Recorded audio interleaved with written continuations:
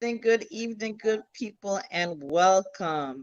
It is the third Sunday in the month of June, and we are here with our summer session.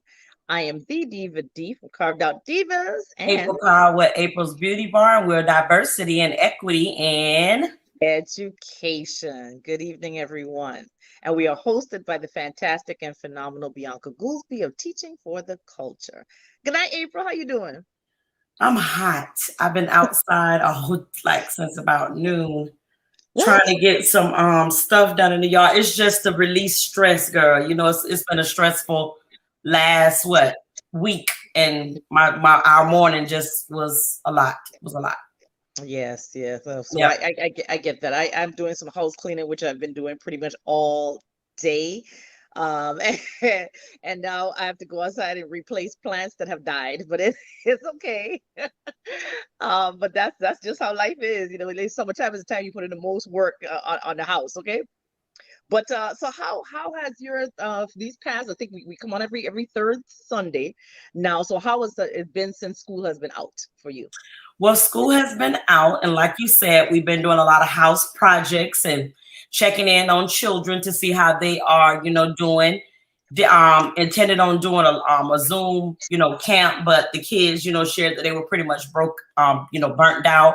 So we're going to wait to actually July to host the camp and not make it so long so that they can literally feel like they had a vacation. Because I will say that some of us, in the education forgot that these were children, little people, that they too had to go through something that they had never experienced before, and they too can become burnt out. So it's been a task. It's been a task. So Right. yeah. How about you? Same thing. Our kids, are like, because of the social distancing, it's really kind of hard to try to pull them all together and do the activities. And I said, well, let's do this on Zoom. And they were like, oh, Right. They don't no want to do way. it. And they do not. They'd rather have a four-person tea party or a small outing. But they were just like, I can't do one more second of Zoom. So, it does put things on pause. We're gonna build back up again, of course, when school starts again as well. But I mean, it is a little difficult. And for me, July is traveling, so it's hard for me to do things. Mm-hmm. So we just put things on pause until we could come back together in August.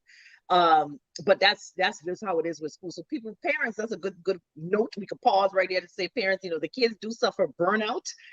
Just like teachers reach burnout at the end of the school year, kids are burnt out from Zoom. They really are. They tired, and they want to actually see people. So that's important that we keep that in mind and be cognizant of that fact. Okay. Mm-hmm. So I totally agree with that. And now, speaking of school, so that's our primary focus. We have now entered I would call it the twilight zone of education right now. That's what we call it. We're But talking make about sure before we even get to that point, talk Go about ahead. Hillsborough County Public Schools Twilight Zone with a doggone 6 hour, was it 6 hour board meeting? Yes. Legs. Just give me a pair of legs. Put the legs on. Owls, tweet, something. How you take flight in the summer like that when everybody is gone? 6 hours. 6 hours. And the real question is, what was accomplished? Now that is the question of the hour. What actually was accomplished? Besides that, they drug charter schools. They drug them. They did. Not dragged them. They drug them. Drug them. And it seems like we took a very special interest in that. But I will go back to what the underlying root of the issue is. If we did not have so many failing schools or schools that were demonstrating low performance, then we would not have a need for charter schools. Right. They wouldn't just feel the need to be able to come in and infiltrate the way that they have done. And I will say Go Ideas, because they are doing a good job of the infiltration. They really are. It seems like there's a new campus coming up very soon, but I'll leave that there. Mm-hmm. The thing is, remember, there has been, I want to know what the same level of interest, the level of urgency, the level of, concern when you know that these schools in the inner city have been DF failing, all this time. So a child could have attended an elementary school, and the entire time that they attended, it was a low performance school. Where's that energy there? Where's that energy for the lack of equity in those schools? Where's that same energy for the school to prison pipeline as it relates to the level of push out for African-American boys in those schools? Where is the same damn energy? Not just energy, the same damn energy. Where is it? And apparently it's the energy has been used to discuss charter schools in a 6.5 hour.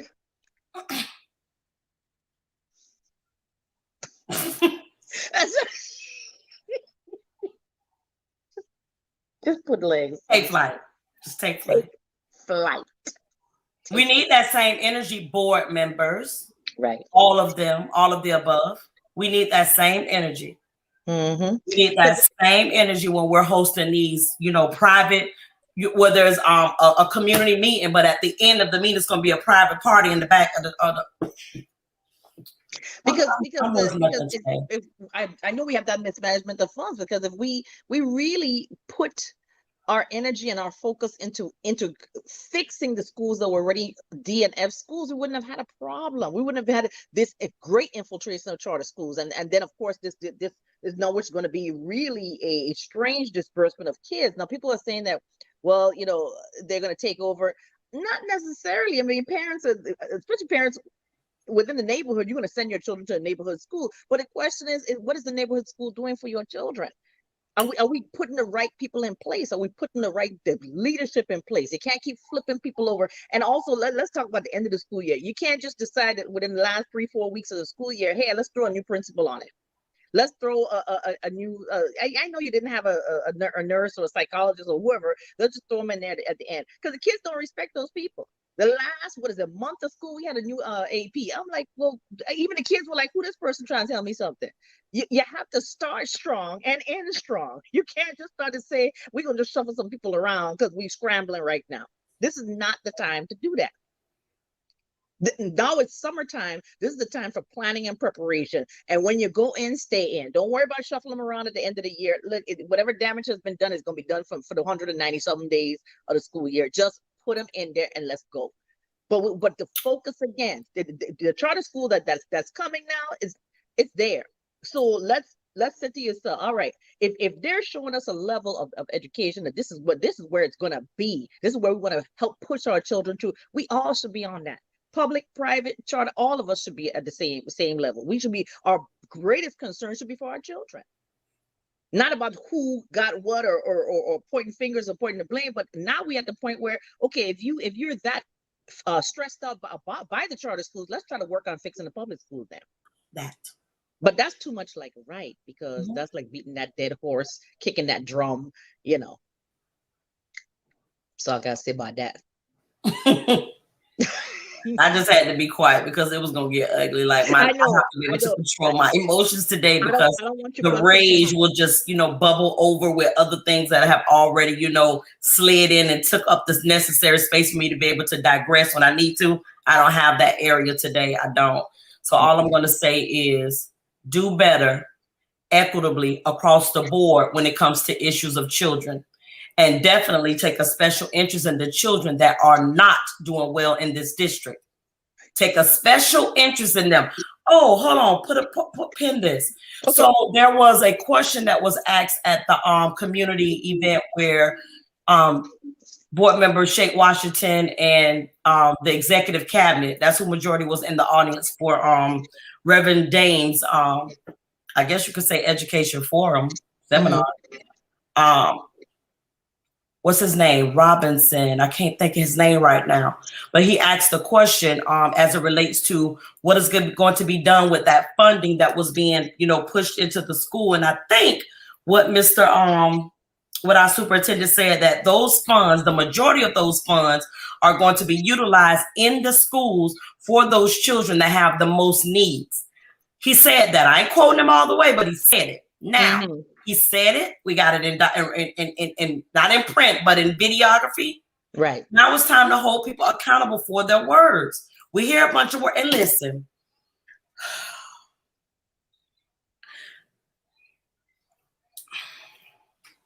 Take a breath.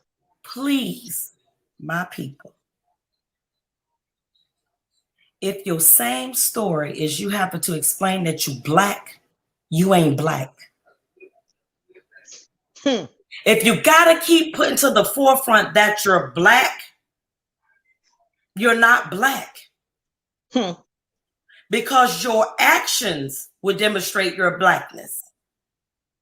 The way that you maneuver and engage with your people and looking out for their best interests would demonstrate your blackness. You don't have to keep saying, I'm black. You don't see me walking around saying I'm not white.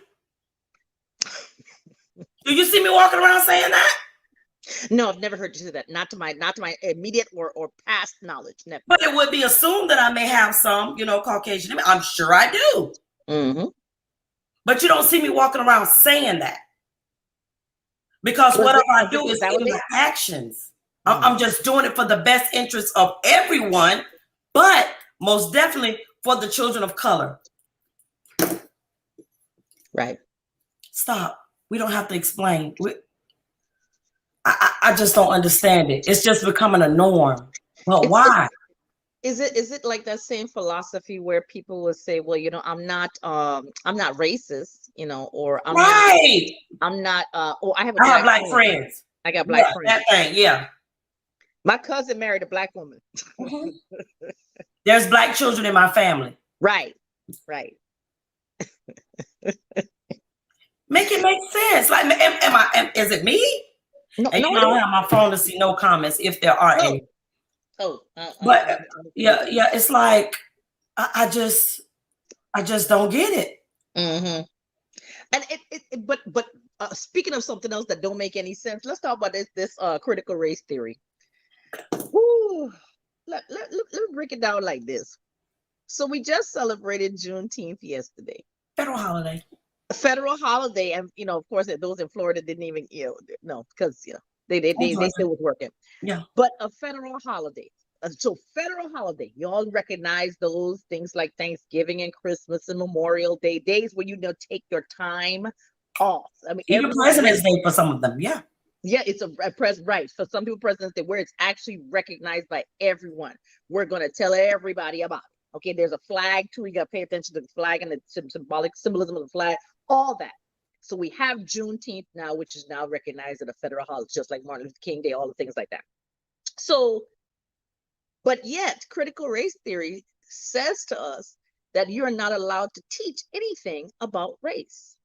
So how, and I just want to say that even in just the smallest little bit of logic, how are you going to tell children about this particular holiday when you can't teach it in school? But the child can experience racism in school, prejudice in school, but you can't teach race theory. But our children can be exposed to it, experience it. Daily. Live through it. But see it on every social media platform there is. But we can't talk about it. Now, what type of person does that? Tell them, Didi, what type of person does that? Who does that? That would be a racist. That would be somebody who clearly has intentions of rewriting history to their benefit. That's somebody who shows that's the strength of white superiority. That when I tell you, that's like when somebody says, oh well, we're not white supremacists, we don't have race. Well, you're pushing a racist philosophy. That's an example for those that don't get it. White privilege. White privilege. Because remember, we don't reap any of the benefits of what our ancestors were beat, killed, murdered, hung, and mandated to do under laws that was not equal for them. Correct. We don't reap any of those benefits, none of it. However, where's the wealth? Right. Because and this is what they don't want you to talk about. A lot of people, white people, let's just be very clear and transparent, will say, well, it's not me. I didn't do it. I'm not a racist. I didn't. But you are reaping every single day. You can walk out your front door and you're reaping the benefits of white privilege. No one will stop you in the street. No one will follow you in a car. No one will follow you in the grocery store. Nobody gonna ask you questions of whether or not you belong in a particular neighborhood. And look, you could be the white person moving into a black neighborhood, and even black people ain't gonna ask you why you there. So it's amazing to me how you can say you don't understand where it comes from, what black people are going through. You don't empathize with it, but you expect us to just live this and not talk about it at all. And if you go back to your family history, how many of your family members were hung? Unless they were considered supporting the black race. How many? Because if I go down my family tree, oh yeah, there was whole families, including the children. That's why it's good to go back and hear those elders in the family tell the stories. Mm-hmm. Oh yeah. That's part of the problem that the kids have right now, is we don't have enough elders to really break that down and explain that to them. And so when people say, well, everything they need, kids need, and this, I'm so glad, listen, this is exactly why when people are saying to you go to school and learn, no, clearly black people, wake up. You can't go to school and learn. You cannot go to school and learn your history. So that's why it's very important for people to now say to themselves, okay, well, I know for a fact it's all over the news. My child's teachers can't even teach the kids about the true history of their people. So now you've got to you can't put it on the teachers now. You have got to truly take this mantle up for yourself. You've got to say for yourself, look, there are some things I know my child don't learn in school or will not learn in school, or they will punish the teacher because the teacher's trying to teach that to the child in school. Pay attention to what's happening. This makes sense why I just read a study that was talking about how most high school seniors don't know what was the cause of the Civil War. Most kids, again, don't know main countries in Africa where just backtrack your own history. You just don't know where you're from. How many of them believe, okay, well, I'm from here. No, your actual ancestors are from Africa. Africa is where black people come from. And why are you here? Do you know how you got here? Do you understand how the transatlantic slave trade worked? But no, we can still come here and get killed, murdered, abused by police. And you don't understand that that's racism? How did we get to that point? Because another word for overseer on the field is officer in the street right now. Come on, tell them again. What was that? Come on, that was good. The slave overseer in the field is now your officer in the street right now. And if you can't put that correlation together, they're not going to allow you to teach it in school. They're not going to allow you to teach that in school. That was a lesson right there, Didi. You came through. I just wanted to run around the room, just scream. That was put in the most simplest, even a child could understand that. Understand that. Because what did the overseer do? Keep you down, make you work, treat you poorly, and capture you, enslave you, take away your rights. Ain't that what the officer be doing? We just sat here and witnessed, and even though we sit here and we're excited about the end result of the trial, okay, that happened over the right before school ended, the end result, okay, but at the same time, how many more black men have been killed like that? Right. Knee in the neck, and they're dead now. That man should have been alive. That man should not have had all these people in court testifying to what they see. Hundreds of hours of video footage for one verdict that was okay. Finally, he's guilty. Even Derek Chauvin was like, but I'm white, so how did I get arrested? How am I going to jail for life if I'm white? I should be able to get away with this. Entire police forces are resigning because they mad about the verdict. But wait a minute, it's basic human rights. Y'all talk about this July 4th. Oh, Independence Day. I just want to know how many people will run it back from July 4th, because you celebrated Juneteenth. That should be enough. That's for black people. That should be enough. We shouldn't be celebrating because that's for us. That represents us. 4th of July does not. I've been letting the 4th go for a while now. But let's not while we're on that Juneteenth, please keep in mind that you're going to have these large corporations now commercialize Juneteenth. Yeah. My people, the people, allies. The goal is to support black businesses. That's right. That's the goal. It's not to commercialize it and begin making not millions, billions of dollars off of this holiday. Mm-hmm. Mm-hmm. And you know, we all know that Black people are the largest consumers. This is the reason why, look, if Black people had, and I want you to think about this. If Black people had the same opportunities as white people, we would be billionaires. We would, because we spend more than everybody else. So imagine if we had that jumping off point where we were to build that generational wealth. We would have entire companies, billions and billions of dollars. That's why when you see one or two Black billionaires, they got to put a stop to it. There's always something that you to bring them down. Look at Michael Jordan. We got to kill his father. Simone Biles, a brother arrested for yeah, that's crazy. Serena Williams, sister got killed. I mean, you got to talk about the fact that they do not, every little bit of progress we make, they're like, we got to destroy these people. We got to destroy them because and by doing it through the mind and the heart. Yep, yeah. The mind and the heart. This is too fast. It's like, no, we can't. Y'all were just slaves. How dare you think you could own what's it, Robert Johnson, or Robert, what's the name, own BET, own major corporations. Bill Cosby's locked up. I mean, you gotta think about the fact that all these people who are constantly doing well, it's like sometimes it even gets you to a point where psychologically you fear doing well. You fear success, because if I become successful, oh my God, they're gonna dig up something and throw me in jail.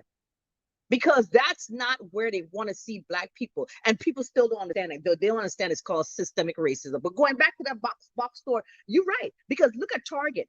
Target caught on to the Black History Month thing about 5 or 6 years ago. They sure did. When Black History Month come around, Target the first one to throw all of you Black History Month, endless t-shirts at Target. Jackets, shoes, clothes. Yep. So, but who's getting the kickback for that? Interesting. I hear crickets. I hear owls. There we go. Who?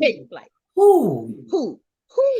All right, Gretchen had listed in Bianca. Well, yeah, Bianca Teach for the Coast had listed the Florida statute and it for 10034228H, and it talks about the members of the instructional staff of public schools, subject to the rules of the State Board of Education and the District School Board, shall teach efficiently and faithfully using the books and materials required that meet the highest standards for professionalism and historic accuracy, following the prescribed courses of study and employing approved methods of instruction for the following: the history of African Americans, including the history of African people before the political conflicts that led to the development of slavery, the passage to America, the enslavement experience, abolition, and the contributions of African Americans to society.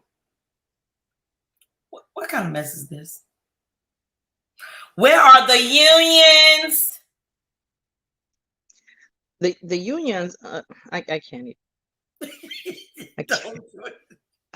Where are the unions? FEA, where y'all at on this? I know I've seen some little small, tidbits of things being said, but at this point, this is where the pitch in the voice should be so high to where it pierces the ears of anyone that goes that contradicts that we have autonomy in our career, in our profession. We teach the standards. We teach what's in the standards, but you don't tell me what to use. What happened to that? Because right here says something different. Right. And Gretchen says, where's the NAACP in all of this? They're supposed to be on the front line. Let me turn my whole camera off. Yeah, turn it off. Turn it off. You can find them at Irwin Technical Center. They have offices over there. I think it's 2 or 3 if you'd like to find out. They have been provided offices by the district. I don't know if they pay for the offices or not, but if you want to find them, they have offices over off of Hillsborough Avenue at 22nd in the Irwin building. Go ask them, Christian. Go ask them. Go. Because if this ain't a slap in the face to Black people, that you saying we can't what? And this is all over. This is not 1 or 2 places. I mean, this is Texas. You got those states that just hate. Like, remember, Texas was the last place. I'm saying, since this looked like it's gonna turn into a history lesson. Texas was the last place, the last state to found out that they were free. So 2.5 years after the Emancipation Proclamation, ratification of the 13th Amendment, all that, after that is when they found out that they were free. Imagine being there.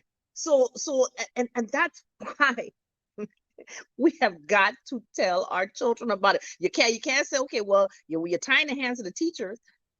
And of course, in the history books, I'm quite sure that the little 2 sentences, because in South Carolina, let me give you another one. In South Carolina, they were saying that the masters were happy, the slaves were happy, and the masters were happy. The slaves were well treated, they were well fed.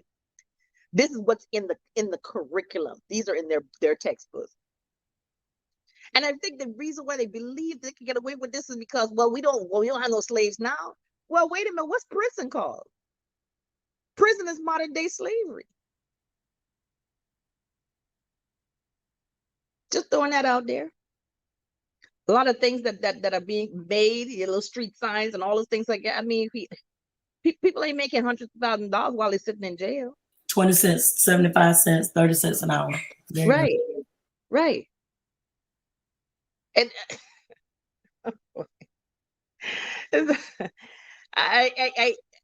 you're not aware, if you can't just look around, we just simple things, redlining, drive from one neighborhood to another. Look, and I would love to ask the other teachers, when you leave your house and you go to work, where do you go to work? What neighborhoods do you have to drive through to get there? And what people stay in those neighborhoods? Are you willing to get out of your car to knock on your students' doors in those neighborhoods? Would you be okay with taking you and your family to do a walk through the neighborhood in those neighborhoods? Or you would have to wait for gentrification where the property... Were you going to talk about gentrification? Yes, because look, let's speak of gentrification in right here in the Tampa Bay area. Let's look at Central Park. Let's call it out. West Tampa. Ybor. They've seeped on it with Ybor. Oh, yes. And I get calls every single day, 2-3 times a day. I have not said anything about selling my house. Oh, yeah, but I get text messages and calls and everything. Yes. Every day. Yes. Letters in the mail. They took pictures of my house and sending me a picture. Yes, they did that to me. So I was like, what the heck? We see you've done some home improvement. Then people got pictures of the house. I'm like, wait a minute. Are you interested in selling your home? No.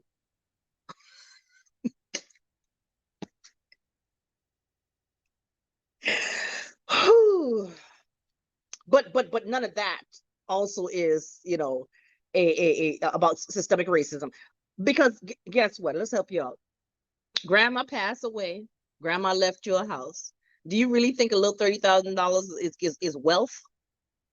To some people, they believe that's the end all and be all. Blow that in less than a week.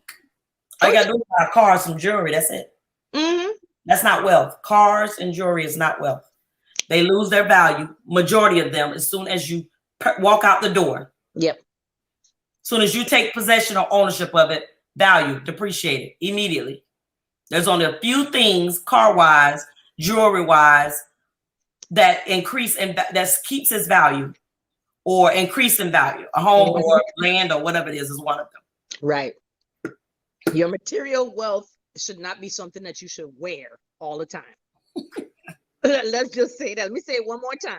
Your material wealth should not be what you wear. You should be able to walk in the door. Your material wealth should be your house that you live in. That's wealth. Then you have liquid assets. Okay. But you got to say to yourself, if you see your neighborhood changing, your neighborhood is changing and people moving in that you've never seen before. The first time I knew stuff was changing was back in like 2000 in Ybor City, when I saw white people walking a dog down the street. And they comfortable when they walk a dog down the street. And Ybor, there's some areas in Ybor I'm not walking down the street. Look, there's areas in Ybor I would walk in the daytime, much less the night. No. But you walking a dog down the street, that's how you know gentrification is coming. Because if you get comfortable enough to say, this is what I'm going to do in the evening, just me and little Fido or whatever, then you know it's coming.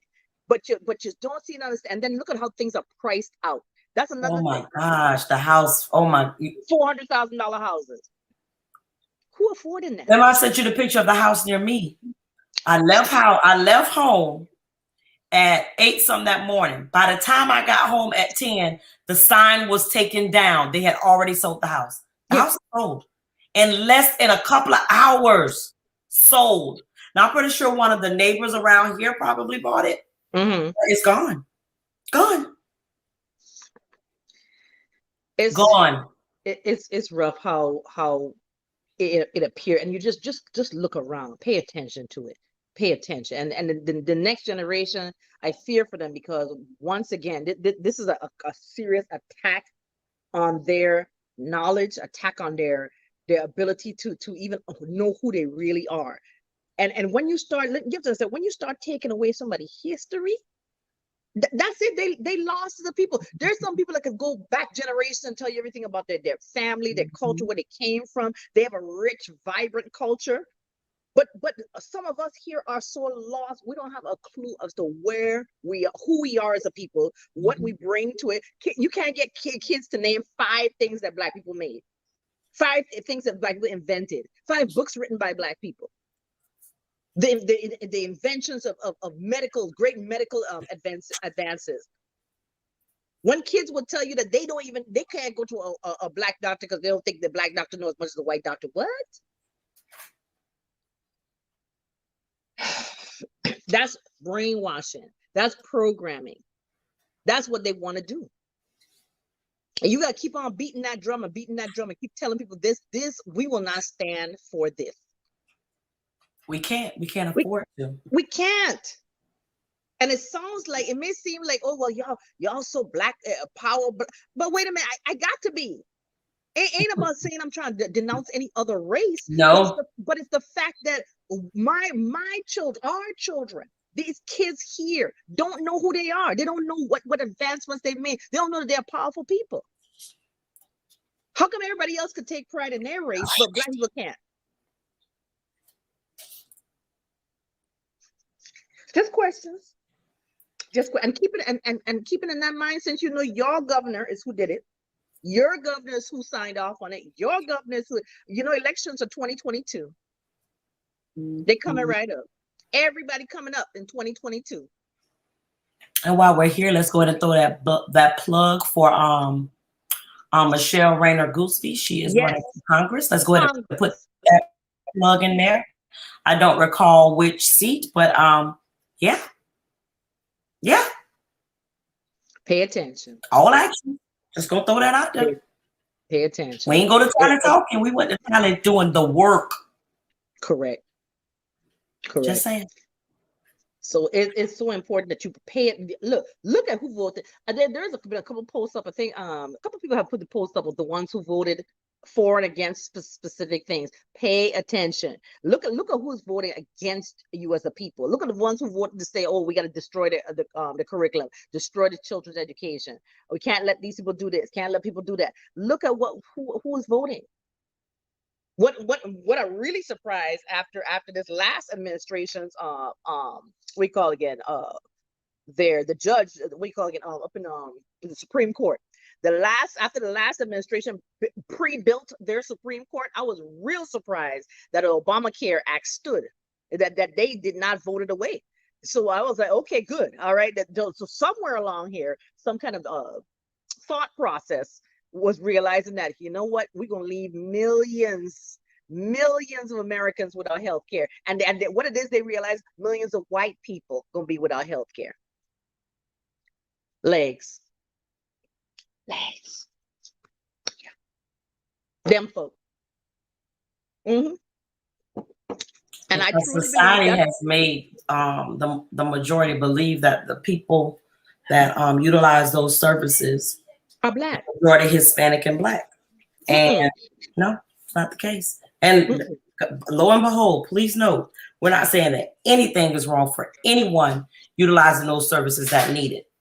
But when we as a people are always described as uneducated, lazy, don't want to work, thieves, murderers, more often than necessary in society, those misconceptions are carried over to other races of people, and they believe it. Because if they don't interact with other cultures and other people, then they just won't know that those are just not facts. And you could tell by sometimes of the surprise, like, oh, you do know something. Oh, you really are a good person. Oh, listen, you hit the nail on the head. How many times, like, and I, you know how you pay attention to things, especially when, I mean, you and I are both homeowners, so we know, especially when you have service done to your house.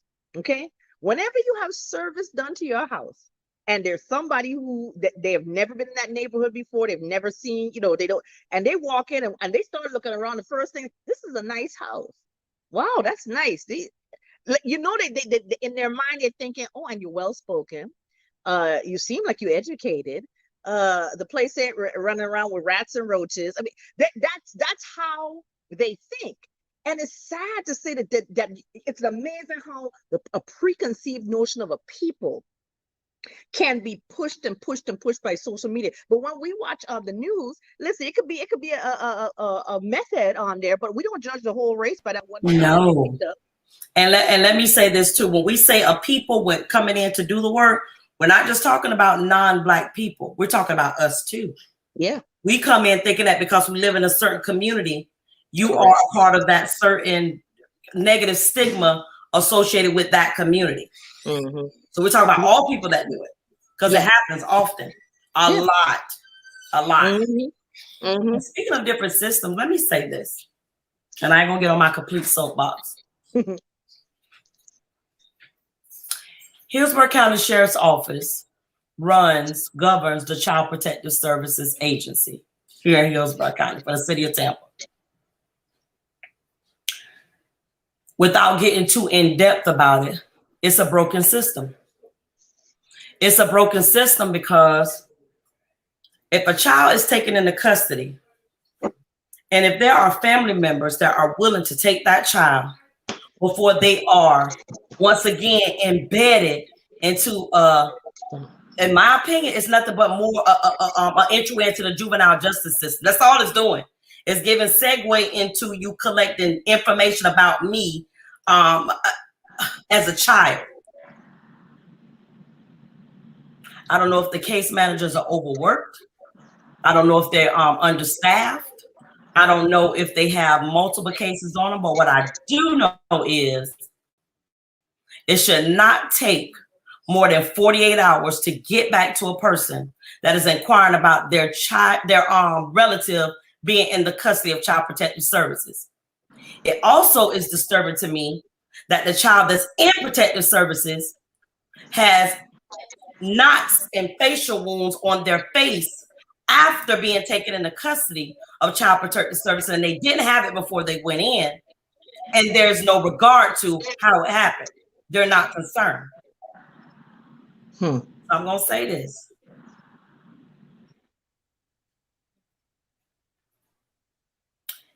Any child that's associated to April Cobb that's taken into Child Protective Services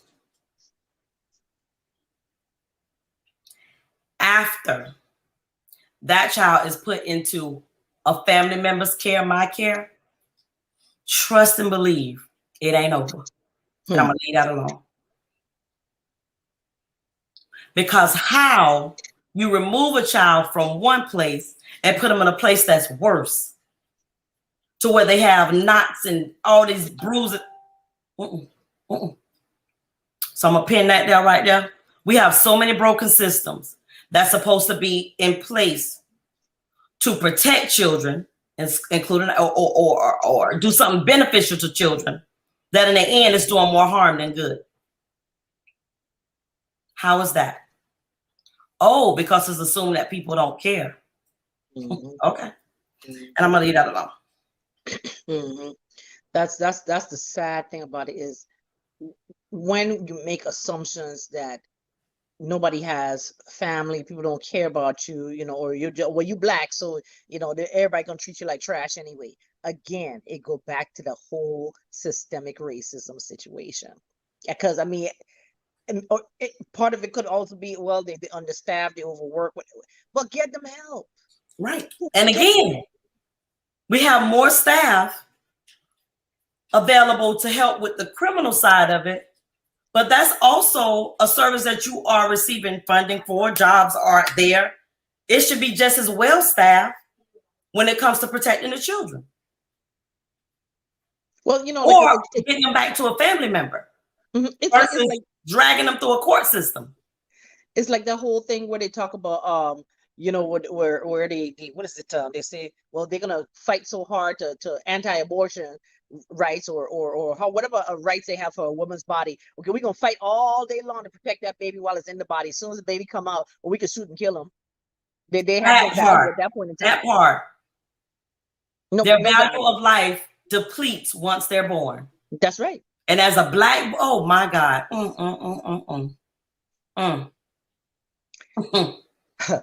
At Black, for example, look, let's do it like this. Listen, today is Father's Day, right? Appreciate, especially if you got a father that is not incarcerated, a father that is not dead, a father that is not suffering from some illness that they say they can't fix because he's Black. Let's just be grateful for the fathers that are still out there, because, like I said, they could have been shot and killed by the police. The Black male is in danger. Okay, that's a human being that's in danger. So thank God that if your father's still alive, if your father is doing well, your granddaddy, your uncle, just give him a shout out. Right now, we're gonna give him a shout out from Diversity, Equity, Education, but also just tell them that you love them and that they made it this far to see you become somebody. So it's like, because a Black male is in danger. If they, while we in the womb, I guess we still got some kind of rights, but as soon as they're born, oh yeah, let's go ahead and profile them. Let's go ahead and give them a horrible education. Let's go ahead and call them special ed. Let's go ahead and tell them that they can't think, they can't read. Their only value is to play sports. And when they can't play sports no more, they don't need no college education. Let them go become a criminal and put them in jail. And then we're going to go ahead and make them work and make license plates. And then they're going to die. That's their life cycle. That's what systemic racism life cycle look like. Meanwhile, for a family that loves their Black male, they're hoping that they do well in life. They're successful. They're educated. They make great contributions to society. They vote. They do all the things that other people don't want them to do. And that goes into now that going to voting rights and how, you know, look at how horrible. Let me tell you, if people actually open up the Bible, crack that Bible open and read it from cover to cover, you would realize all the stuff that you're doing, you're voting against, all that stuff is wrong. It's wrong.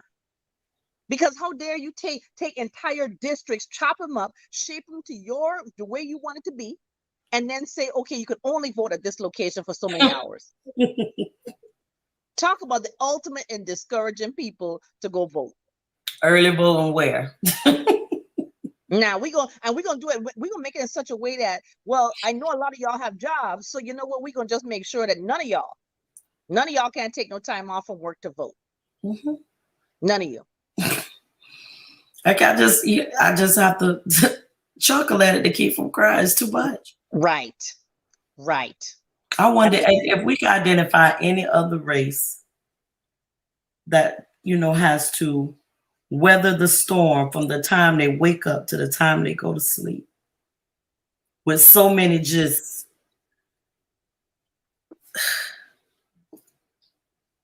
it's depressing. And I guess since we talk about it, we're negative. Right. So we don't, we like I said, we ain't meant to bring you down and nothing like that. What we're trying to do is enlighten you, open your mind up, because people, you know, people are being very complacent. Like when you hear people say, I can't wait for school to start, so children go to school. Well, what have you done? It's summertime. What are you doing right now? Are they reading? I want somebody to tell me the first book they child read for the summer. I'd be adamant about books. What's the first book your child read for the summer? What have they read? Have they playing video games? Watching TV? Mine tired of reading. Oh, right. But it's like, read it.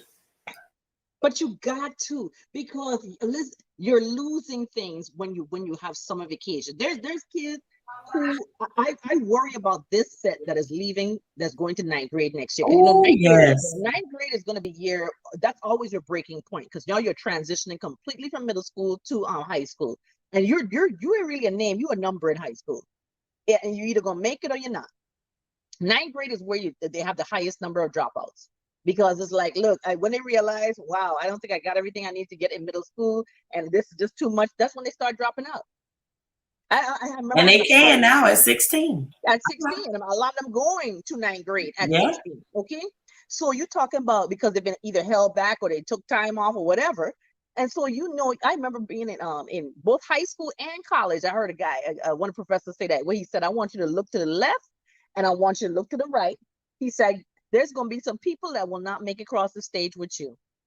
And he was real with that. He said, there's going to be people that ain't going to make it across the stage, because they just not, the pressures of this next level of education is going to be too much. So what are we doing right now? Because you can't right now, parents and uncles and aunties and everybody, you can't blame the teacher right now. This child is in your care. Right. What are we going to do? What are we going to do right now? Right. And I also want to add that I called the Office of Student Engagement almost 2 weeks ago. No, now this week will be 3 weeks, and I'm still waiting for a call back from them. I called 3 times, still haven't got a call back. Just want to point that out. But we act as though that there's a level of transparency and there's communication coming out from the leadership downtown. Okay, still ain't got a call back. Just point that out. Let's talk about reason why it might not be get a call back, because if the issue important, if the issue ain't important to other people, it might not be that important on the queue. Right. I'm just gonna point it out though. I mean, sometimes at the tables and the meetings and say, give me right. My sister that work in that office too. Okay. My sister. I'm concerned that of the lack of diversity in all these diversity roles. Say it again. I'm sorry. Wait. I'm just concerned about the lack of diversity in all these roles that are called diverse roles, equitable roles. We're here for the inclusion roles, this role, that role, that. I mean,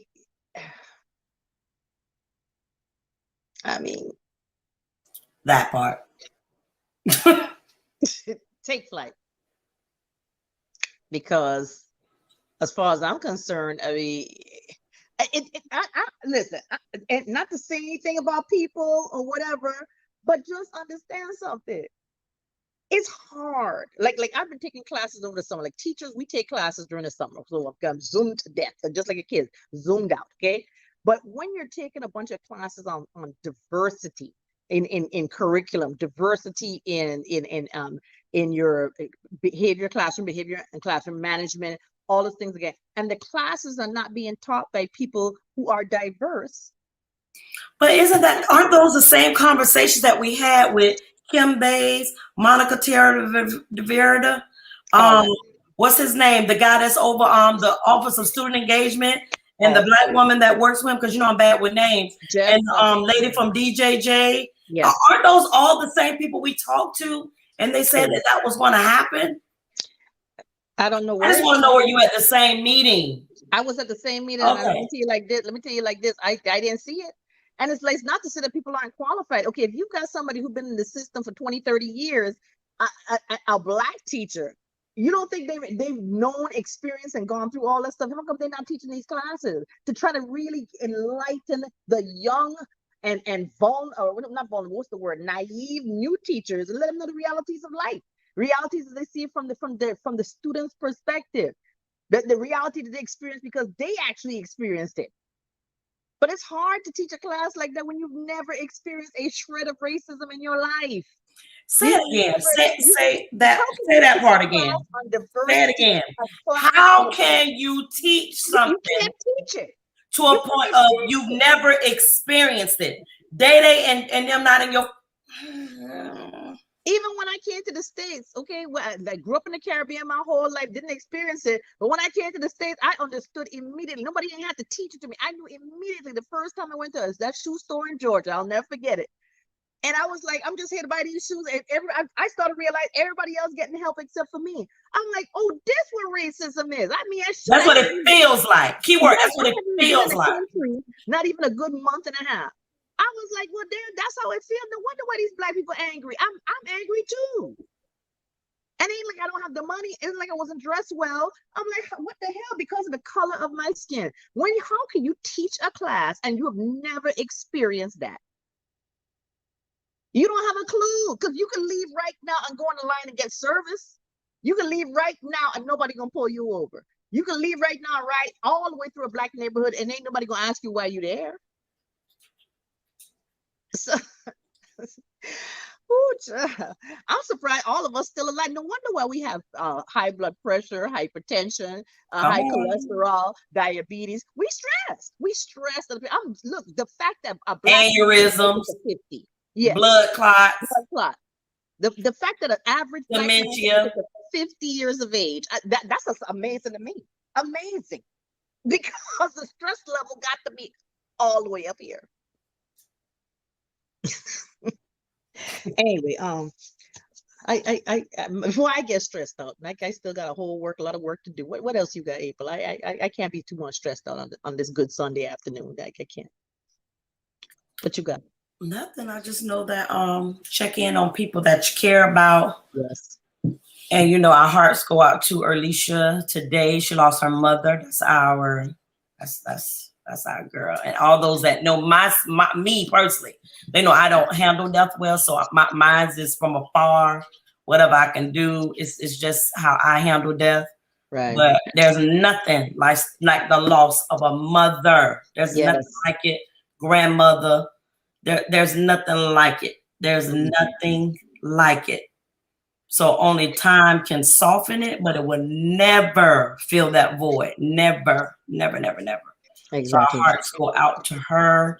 And you also have your friend my Denise. Friend Alicia, her mother passed as well. So it's like it's just a season of where, you know, our matriarchs are passing from us. And so, you know, we just got to keep them all uplifted in prayer and keep them constantly just in your thoughts and prayer, and as well as just a comforting and kind word.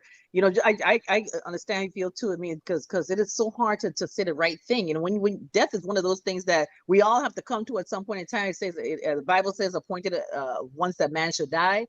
And so yes, it is true, but it is hard for everyone. So it's just important that we are kind to people, and we are loving towards people. And just if you can't do anything, especially if you can't say, my mother always used to say, if you can't say nothing, keep your mouth shut and keep your mind lifted in prayer. That's all you could do. Okay. This is true. Right.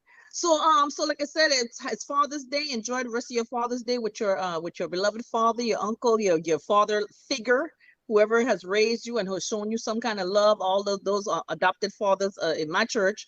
God bless every last one of them. And I hope that y'all have a wonderful Sunday. We will be seeing you again very soon, and I guess in another couple of weeks. It's summer vacation. If y'all can recommend a beach or two for us, we rolling. Okay. That is true. And I'm April Cobb with April's Beauty Bar. I'm the Diva D from Carved Out Divas. For Diversity and Equity in Education, hosted by Bianca Goolsby of Teaching for the Culture. And don't forget that Michelle Rayner Goolsby is running for Congress. Y'all have a good Sunday, and we'll see y'all next month. Bye. Bye.